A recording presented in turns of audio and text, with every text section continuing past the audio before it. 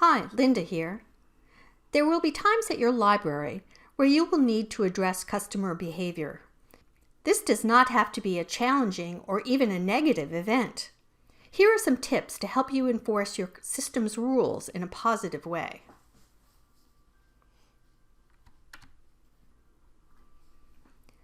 Public libraries generally have a behavior policy or customer code of conduct that sets out expectations for the use of the library. First, it is important to know your policy, understand the reasons behind the rules, and be able to articulate those reasons. Most customers will accept rules once they understand the logic behind them. While some are self-evident, others, like no eating or drinking at the computers or no more than 2 bags per person, may require more detailed explanations. It is really important to apply rules consistently. Rules should apply to all groups equally. And if you have a rule that you don't or can't enforce, discuss it with your supervisor and senior management. It may be time to change it.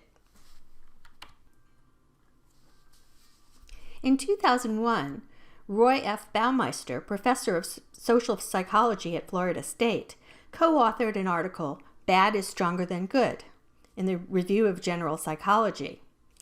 In studies of personal relationships, he found that for every negative event or conversation, it takes 5 positive events or conversations to get the relationship back on track. Ryan Dowd holds this to be true with persons experiencing trauma or homelessness. So, think about your customer encounters. Have you smiled and said hello today? Have you used the customer's name? Have you engaged them about their interests or said something nice? These niceties are all on your side when you have to enforce a rule. Ideally, everyone at your branch and in your library system should interpret the rules in the same way, but this can really be difficult. For example, how quiet is quiet? The rules should apply to children, teens, and adults equally. Customer respect diminishes rapidly if the adult yelling into a cell phone is overlooked while the teens are challenged for the slightest infraction.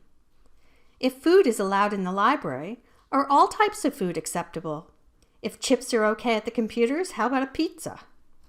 Most libraries don't allow soliciting. If you don't allow adults to sell things to patrons, what about the school candy drive or Girl Scout cookies? Sit down with your supervisor and teammates and decide how you will enforce the rules and use examples. So, how should you address the person behaving inappropriately? First, say hello and introduce yourself, if you haven't already before. Have go-to phrases that you have prepared in advance. Don't judge. You may say something like, "You may not have realized it, but this is a smoke and vape-free building." Be calm. Breathe. Go slowly and use a quiet speaking volume. Be respectful. This gives the customer permission to respect you back. And also be aware of your body language. Remember, introducing yourself and being respectful help you fill your relationship piggy bank, so make sure you start there. And don't judge. The customer may legitimately not know that a behavior is inappropriate. Being sorry and giving the benefit of the doubt is important. Your voice, words, and body language should be respectful. You should not appear to advance, physically confront, or retreat from the customer. Orient yourself at a 15-degree angle from the customer. Don't fold your arms. Put your hands in your pockets or keep them folded.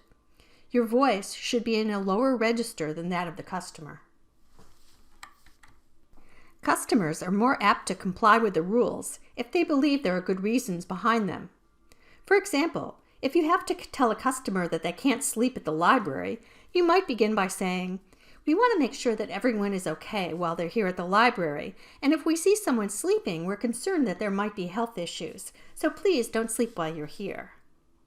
Many people debate about whether it's appropriate to say, "It is our policy." This kind of phrase may make the situation more tense, or it may just get you off the hook while throwing the organization under the bus. Watch this video for some alternative ways to get the message across.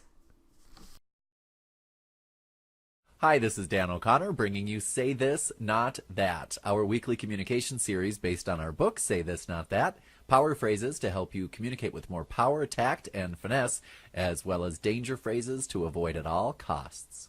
This week's danger phrase: our policy. Danger phrases, power phrases, say this, not that. With your host, Dan O'Connor. We've all heard people begin sentences with our policy, and we all know nothing good has ever come after it. There's a simple two-step process that you can use when you have to tell somebody about a policy and you know that the message is not one that they want to hear. And the two-step process is: step number 1, deliver the benefit statement first. Tell people what's in it for them. And you might be thinking there's nothing in it for them. It is your job as a savvy communicator to determine how this policy really benefits the person to whom you're explaining that policy. Step number 2 is to then actually state what the policy or rule is. And if you can do it without actually using the word policy, perfect. For example, say this: so we can ensure your security and protect your account. Unfortunately, we do have to ask these questions at the beginning of every conversation. Not, sir, it's our policy to ask these questions every time. Or say this: so that we can help keep our energy prices low for you and our other customers, unfortunately, I can only extend the deadline once every 6 months. Not, no, I can't extend the deadline again because you've already had one extension in the past 6 months, and our policy clearly states only one extension per 6-month period. Or say this: to help protect you from serious health hazards, such as the Ebola flesh-eating virus, we do insist that you wear shoes. Not, no shoes, no shirt, no service. And one last note: as a polished, practiced professional, you will find that once you deliver a message using a system such as the one you just learned, the two-step policy pattern, when people challenge you, as of course they will do when you tell them what the policy is, instead of engaging every single time, simply implement the broken record. You said it right the first time, just keep repeating exactly what you said every time, and the person to whom you're speaking will recognize that you are not a rube, that you are a polished, savvy professional, and you'll find that it is not only easier to deliver these difficult messages, but you'll find that it is more effective as well. So again, this week's lesson: the two-step policy pattern. Step number 1, give the benefit statement, give the WIFM, what's in it for me, to the customer. Tell them why the rule exists in the first place. Then, step number 2 is to actually deliver the rule or the policy. And if you can avoid it, don't say the word policy. So thanks for joining me. This is Dan O'Connor, and this has been Say This, Not That. Be sure to listen to the customer. This also adds to your relationship piggy bank. If you don't understand what the customer is saying, use reference interview techniques to gain further information, and then paraphrase your understanding. Don't shake your finger, or use the following phrases: calm down, you can't do that, or else, why would you do that, come here, what's the matter with you? These words and actions can be interpreted as disrespectful and can make the situation more emotionally charged. Customers may complain about others in the library. In this situation, you have 2 customers that you must address: the complainer and the person exhibiting the behavior. You will first need to assess the situation yourself. Is the behavior truly against library rules, or does the customer just think so? It's fine to say that you will address the behavior with that initial customer. However, the behavior that is causing annoyance may be appropriate. You may need to address the complainant's expectations and try to address their problem. For example, I'm sorry that the crying baby is disturbing you. It's important for us to provide a space for all our community members, and it may be difficult for mothers to get their library tasks done. I can move you to a quieter place while I assist the mom to complete her tasks more quickly. If you do need to address a customer's behavior, be sure to do it privately. You do not need to share the details with the customer who first complained. Sometimes, no matter what we do, we have to ask a person to leave. Here are Ryan Dowd's suggestions for how to kick someone out with empathy. First, take a minute to listen. Also, make it clear you don't think negatively of the person. Offer a fresh start. tomorrow or whenever they can come back. Feel bad about it. I'm sorry I have to ask you to leave for today.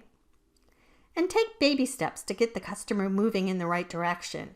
For example, you may want to have this discussion as you move towards the door.